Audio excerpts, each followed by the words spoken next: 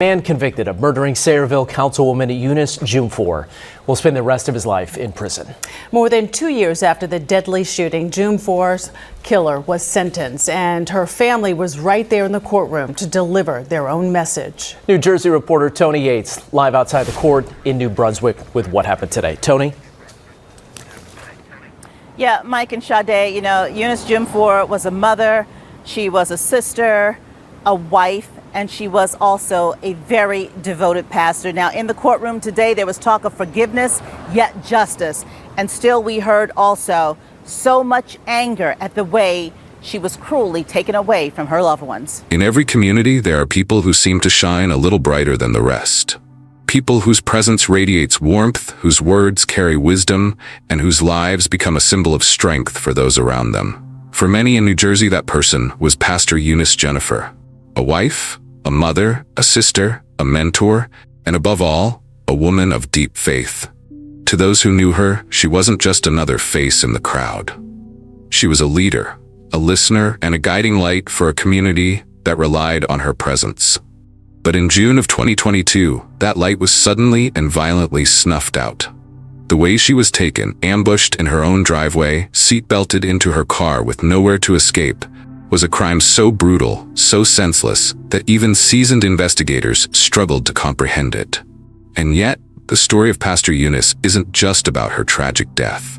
It's about the life she lived, the family she built, the community she inspired, and the haunting mystery that still lingers. Why was she killed?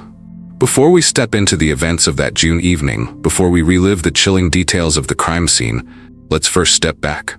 Let's understand who Eunice was, where she came from, and why her story resonated so deeply across New Jersey and beyond. Because to truly grasp the weight of her loss, we must first understand the extraordinary life she lived. Grab a cup of coffee and get comfortable. This isn't just a story, it's a conversation. We can't do this without you, so drop a comment and tell us where you're watching from. It's a huge help for us to know which corners of the world our stories reach. Welcome to 24/7 True Crime Chronicles. If you're as captivated by these stories as we are, please support our mission to bring them to light. We're on a journey to reach 10,000 subscribers, and with your help, we can get there. Be sure to subscribe and hit that notification bell so you never miss a new story. Eunice Jennifer wasn't someone who sought out the spotlight, but the spotlight always seemed to find her. Born into a family that valued both faith and education, she grew up surrounded by strong influences that shaped the foundation of her character. From an early age, Eunice was described as a gentle soul with a determined spirit. She had a way of listening to people, really listening, that made them feel heard, valued, and cared for. Her upbringing revolved around the church. Sundays weren't just a tradition, they were the heartbeat of her family. The songs, the sermons, the fellowship, they weren't just rituals. They were the pillars that grounded her, giving her a deep sense of identity and purpose. Those early lessons in faith would become the compass that guided her entire life. Education was also a priority. Eunice believed that the mind, like the spirit, needed constant nourishment. She pursued her studies diligently, carving a path that blended intellect with compassion. Whether in school or at home, she carried herself with quiet dignity, never boastful, never seeking validation, but always striving to do her best. When people spoke of Eunice's life, they almost always began with her marriage. To those who knew her, the love she shared with her husband was the foundation of everything else she stood for. He often called her his angel, his love, and his heartbeat. Words that weren't just expressions, but reflections of the way he saw her. To him, she was the center of his world. And together they had created a family that radiated warmth, joy, and a sense of belonging. Together, they built a household grounded in faith. For Eunice, being a mother was more than a role, it was a calling. She poured her heart into her children, teaching them lessons of kindness, resilience, and devotion. Her home became a sanctuary, a place where love wasn't just spoken, but lived. And yet, Eunice's life wasn't only defined by family. She carried another calling, her ministry. As a pastor, she gave herself to her congregation with the same devotion she gave her children. Her sermons weren't lofty or abstract. They were real, relatable, deeply human. She was a pastor in action, not just in title. Her ability to balance these roles, pastor, wife, mother, was extraordinary. Many admired how she managed to pour herself fully into both her family and her church without neglecting either. To her congregation, she wasn't just a leader. She was a friend, a confidant, someone who walked beside them in life's darkest moments. Her reputation grew, not because she sought recognition, but because her kindness and consistency were impossible to ignore.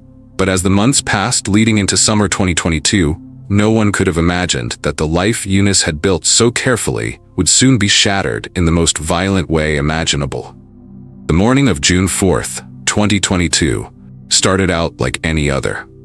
There was nothing in the air to suggest the darkness that was coming.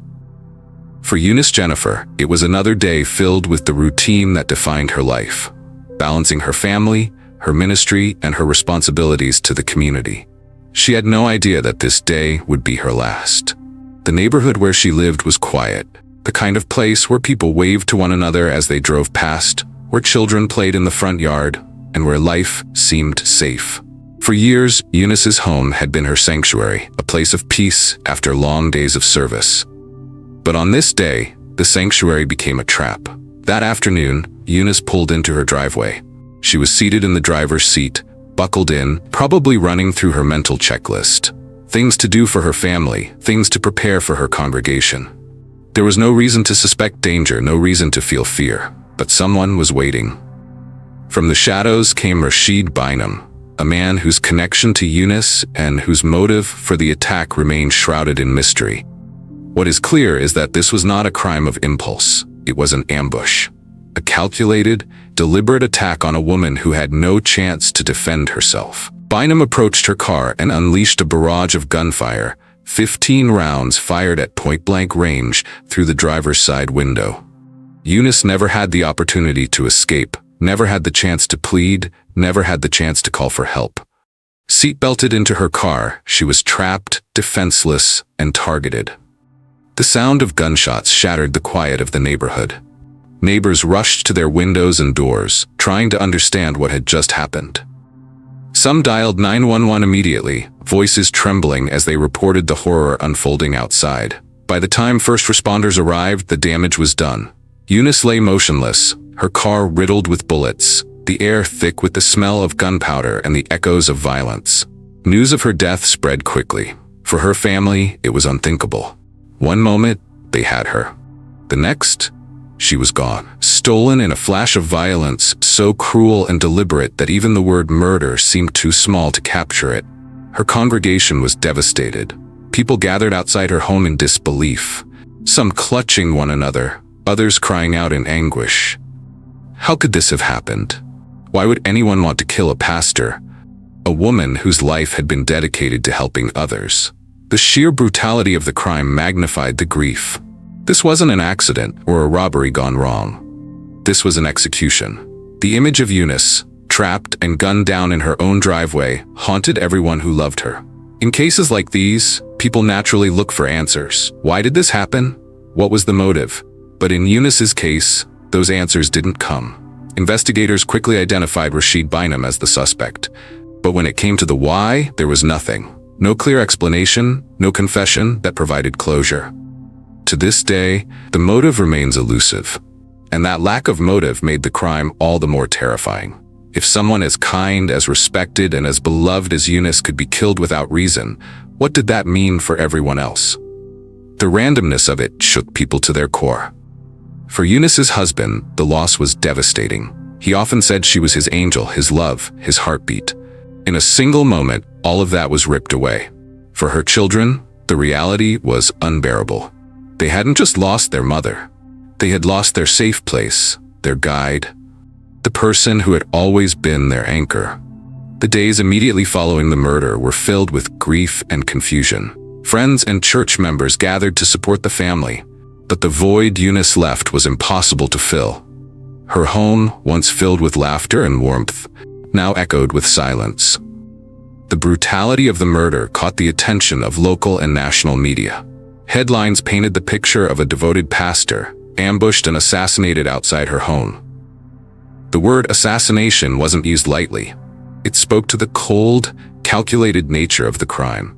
The community demanded justice. People wanted answers. How could this have happened? Why would someone target a woman whose life was dedicated to faith and service? And most urgently, how quickly could the killer be brought to justice? The investigation that followed would reveal shocking details. Detectives pieced together the timeline, uncovering evidence that pointed directly to Bynum. But even as they built their case, the biggest question hung in the air like a storm cloud. Why? Why did this man decide to end the life of a pastor, a wife, a mother? What drove him to wait in the shadows, weapon in hand, and fire relentlessly into a car where a defenseless woman sat strapped into her seat? It's a question her family still asks, and one that would haunt the trial and sentencing to come. Detectives swarmed the crime scene, collecting shell casings, reviewing security footage, and interviewing neighbors. Everything about the attack pointed to planning. This wasn't random. It was deliberate. The investigation quickly turned toward Rashid Bynum. Digital records, surveillance, and other forensic evidence tied him to the scene. But even as the case against him grew airtight, one element was missing: a reason. Bynum never explained his actions. He offered no confession, no insight, no hint of remorse. His silence became as chilling as the crime itself. Your mother should be disgraced that she brought you into this world. She needs to take you out of it. Since you want to look around, look at me when I talk to you. 2.5 years after Eunice Jennifer was assassinated, her family appeals to Judge Joseph Payon for justice for why her killer should be put away for life for the loss they feel every day. I met my wife, Pastor Eunice. I call her my angel. I call her my love. I call her my heartbeat. As family, friends, and church members listened to the impact statements in tears, Rashid Bynum sat seemingly miles away from any interest in what was being said about the woman he murdered February 1st, 2002. Bynum was arrested and prepared for trial. For Eunice's family, his capture brought some relief but no closure. Justice was coming, but answers were not. The trial was tense, filled with emotion. On one side sat Eunice's family, friends, and church members. On the other sat the man accused of murdering her. Prosecutors presented the evidence: ballistics, surveillance, witness accounts, all pointing squarely to Bynum. But as damning as the case was, it lacked the element juries often cling to: motive. Still, the evidence was overwhelming. The jury found Rashid Bynum guilty of murder. When Eunice's family delivered their impact statements, the courtroom wept. Her husband spoke of her as his angel, his heartbeat, the love of his life. Others spoke of her kindness, her faith, her irreplaceable role in their lives. The judge handed down the sentence: life in prison with nearly 64 years to serve before the possibility of parole. To the custody of the Commissioner of the Department of Corrections for life. For Eunice's loved ones, it was justice, but not closure.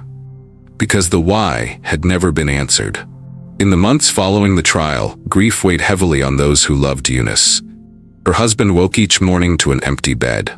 Her children faced milestones without their mother's guiding presence. Her congregation gathered each Sunday, painfully aware of the silence where her voice once rang out. And yet, in the midst of sorrow, a legacy was born. Her family and church chose to honor her memory by continuing her work.